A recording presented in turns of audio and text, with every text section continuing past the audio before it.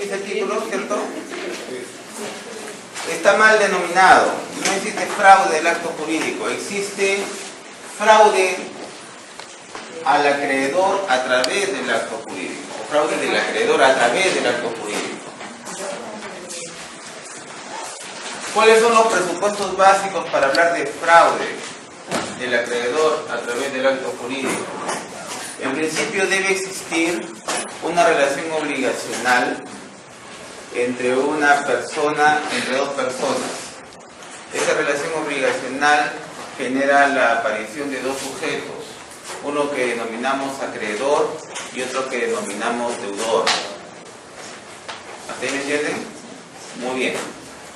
Obligacionalmente, cuando hablamos de deuda, inmediatamente se nos viene a la cabeza el dinero.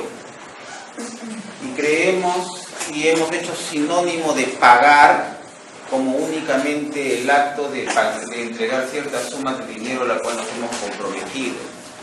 Por ejemplo, con su nombre, Yani.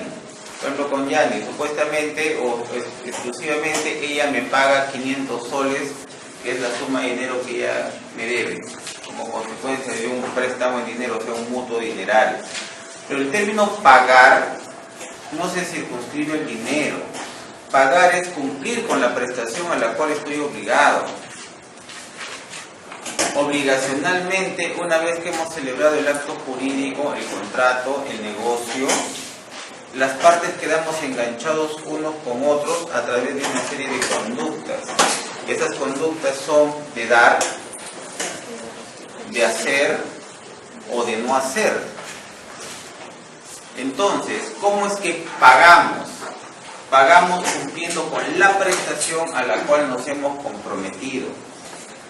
Que en la inmensa mayoría de los casos sea normalmente la entrega de dinero, la entrega de un bien, ese es un tema distinto a entender o a suponer de que solamente el pago se circunscribe a entregar una suma de dinero. Si soy pintor y me contratas para hacer un cuadro, pago entregándote finalmente el cuadro. Si soy abogado y me pagas por defenderte en un proceso judicial, pago hasta la culminación de ese proceso, independientemente que se gane o se pierda, presentando los escritos, los alegatos y asesorándote en lo que corresponde. Así estoy pagando. La otra parte también paga. O sea, cuando hablamos de acreedor y deudor, normalmente son comportamientos que se intercambian. En realidad, normalmente, ambas partes son acreedores y deudores de la otra parte. Lo que es mi acreencia es la deuda del otro. Sino que en un determinado momento le tomamos una fotografía y nos quedamos inmóviles y decimos acreedor y deudor. ¿Por qué? Porque en ese ida y vuelta donde yo desarrollo un comportamiento y tú tienes que desarrollar otro, en ese ida y vuelta de pronto al que le toca desarrollar su comportamiento, plum, de pronto se planta y no lo hace. ¿Sí me estoy dando a entender? Y en esas circunstancias la película se detiene en una imagen. Entonces, yo estoy obligado a realizar cierta conducta y resulta de que no la hago. Entonces, en ese momento se detiene la película y queda la imagen fija donde yo aparezco en ese momento como el deudor. Y la otra persona aparece como el acreedor. Porque la película, por alguna razón, se detuvo y quedamos con una imagen. Eso quiero que lo entiendan. Porque para hablar de fraude del acto jurídico, o a través de los actos jurídicos, tenemos que tener la imagen de una relación obligacional donde existe un acreedor, un deudor, que de pronto la situación se detiene en un determinado momento, ¿no?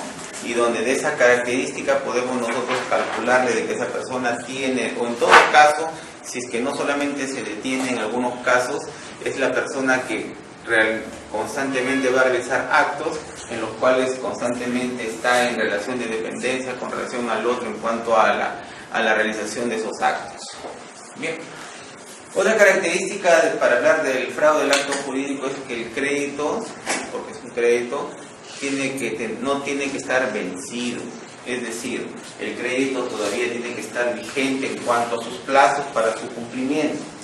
Pongamos un ejemplo, un crédito con garantía hipotecaria a 10 años. Eso es fundamental, porque no podemos hablar de fraude a través del acto jurídico cuando el crédito ya venció en sus plazos. El crédito tiene que estar vigente, ya lo vamos a ver con más detalle. Entonces, ¿qué sucede aquí? Lo que sucede es algo muy interesante. En una relación obligacional, comúnmente dinero, ¿no? Existe la figura del deudor y la figura del acreedor. Entonces, tú estás obligado a cancelarme mensualmente por los próximos 5 años la suma de 1.000 soles mensuales. ¿Hasta ahí se entiende? Entonces, mensualmente tú me estás pagando esa suma. ¿No es cierto? Yo soy tu acreedor y tú eres mi deudor y tú constantemente, mensualmente, periódicamente, estás realizando esas conductas, esas prestaciones que consisten en que me des cada cierto tiempo, mensualmente, esa suma de 1.000 soles mensuales. ¿Hasta ahí se entiende? Ojo, el plazo es a futuro, a 5 años. Recién estamos por el cuarto, el quinto mes del primer año. Sigues pagando. ¿Van captando la idea? De pronto, yo me entero, como acreedor, me entero que tú realizas una conducta denominada impropia, ya sea dolosa o negligente, consistente en ¿qué? En que te desprendes de tu patrimonio, ¿ya?, a título oneroso o gratuito a favor de terceros. De pronto veo que transfieres, tú que eres mi deudor, empiezas a transferir tus bienes, me entero. Estás vendiendo, regalando tus automóviles, tus propiedades, o renuncias a ciertos derechos, porque esa es la otra alternativa. Hay derechos a los cuales tú tienes acceso, por ejemplo, eres heredero de una suma, por ejemplo, hay una persona que tu padre es tu causante y de pronto te deja una legítima, o sea, una parte de una herencia que te corresponde, y de pronto me entero de que tú renuncias a eso. De pronto renuncio de que un familiar tuyo te ha dado en donación un acto de liberalidad de una suma de dinero, un conjunto de bienes, y me entero que renuncias a eso. O sea, los actos impropios, así denominados, pueden ser realizados por el deudor a favor de terceros, consistente en la transferencia de sus bienes o de la renuncia y transferencia de sus derechos a favor de terceros, lo cual me hace pensar razonablemente a mí que el crédito que tengo vigente y que tú me estás pagando, ¿sí? ¿Captan la idea o no captan la idea? Que tú me estás pagando, una de dos, puede dificultarse, o sea, puede ponerse en peligro su cancelación, o puede generar finalmente que este no se cumpla.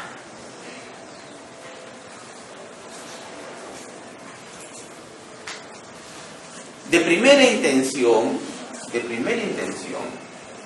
los actos cualquier acto de transferencia de bienes por parte del deudor a terceros, teniendo deudas pendientes con sus acreedores, de primera intención eso no tiene en sí por qué ser malo.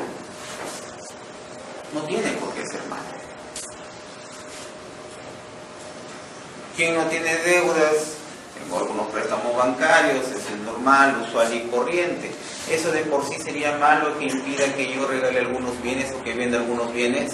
No podríamos asumir eso, porque si asumiésemos eso, de que basta que haya un deudor, ¿no?, y que se desprende ciertos bienes, no podríamos asumir en sí mismo de que eso de por sí es malo o que puede generar fraude al acreedor.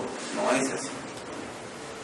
Pero también es cierto, la ley le da la posibilidad al acreedor de decir, oye, por si acaso, si te enteras y eso está sucediendo, y conociendo más o menos el valor de esos bienes, de los cuales que son de propiedad o que eran de propiedad de tu deudor, y que éste se ha desprendido, o conociendo el valor de aquellos derechos, ¿no?, a los cuales él está renunciando o está cediendo a otros, entonces, y en proporción con la deuda que tiene contigo, entonces, haciendo más o menos esos estimados, la ley me dice, tú tienes como acreedor, ¿no?, fundados motivos para por lo menos creer razonablemente de que tu deudor puede querer jugarte chueco, puede querer tener una mala intención y quién sabe no cancelarte la deuda o dificultarte el pago. En esas circunstancias y en ese escenario aparece la figura del fraude, del acto jurídico, errónea denominación, sino aparece la figura del fraude a los acreedores a través de los actos jurídicos por parte del deudor, quien, como ya hemos dicho, está siempre vinculado, el deudor que está siempre vinculado con su acreedor a través de la prestación o conductas a los cuales se ha obligado. En nuestro ejemplo, ¿cuál es la conducta? Pagar periódicamente una determinada suma de dinero. Entonces yo me entero que este pata, mi deudor, está pues desprendiéndose de tu patrimonio y razonablemente en función de la suma de dinero que él me debe, yo puedo eventualmente llegar al convencimiento de que éste no quiere pues finalmente pagarme y que potencialmente el crédito, la satisfacción del crédito del cual soy acreedor pueda o verse dificultado o pueda finalmente desaparecerse esa posibilidad, lo que comúnmente le llamamos el cabezazo, el perro muerto. Entonces esta figura está orientada a evitar eso, a darle un mecanismo de protección al acreedor, ¿no?, en tanto razonablemente él pueda asumir de que estos actos de desprendimiento a título oneroso o gratuito que hace el deudor de su patrimonio puedan potencialmente ser conductas impropias, dolosas o negligentes. Pero repito, de por sí, en sí mismo, el hecho de que cualquier persona se desprenda de su patrimonio a través de negocios jurídicos a título oneroso o gratuito, y el hecho de que al mismo tiempo tenga créditos pendientes, no quiere decir en sí mismo de que ello de por sí sea malo. ¿Sí me dejo entender? O que de por sí eso pueda significar algo, ¿no?, turbio o algo que pueda necesariamente poner en peligro el crédito. Porque puedo tener un patrimonio de millones de dólares y por ahí saco un préstamo de $10,000. ¿Cuál es el problema? ¿Habrá algún problema inconveniente? No hay ningún problema inconveniente de que pueda desprenderme algún inconveniente. Sin embargo, en esas circunstancias, ¿qué pasa? Respecto de las acciones, porque ya transfirió, ¿de acuerdo? Ha transferido. ¿Qué es lo que solicita? ¿Cuál es el mecanismo de esta acción que denominamos acción pauliana? ¿Por qué? Porque fue un pretor, Paulo, en Roma, quien diseñó este mecanismo en favor del acreedor. Esta denominada acción pauliana, mal llamada acción revocatoria, lo que busca es que se declaren respecto del acreedor estos actos de transferencia a favor del tercero sean declarados ineficaces respecto de él. No que regresen estos bienes a él, sino que se declaren respecto de él estos actos como ineficaces, solamente respecto del acreedor. ¿Sí está claro? Con la finalidad de que potencialmente, si es que él deja de pagar, respecto de él y solamente respecto de él, estos bienes que ya fueron transferidos se entiendan como que siguen estando en poder de ¿quién? Del deudor, y por lo tanto él pueda iniciar las acciones de persecución sobre esos bienes con la finalidad de que salgan a la venta y a través de esa venta potencialmente hacerse cobro del crédito. No se plantea la nulidad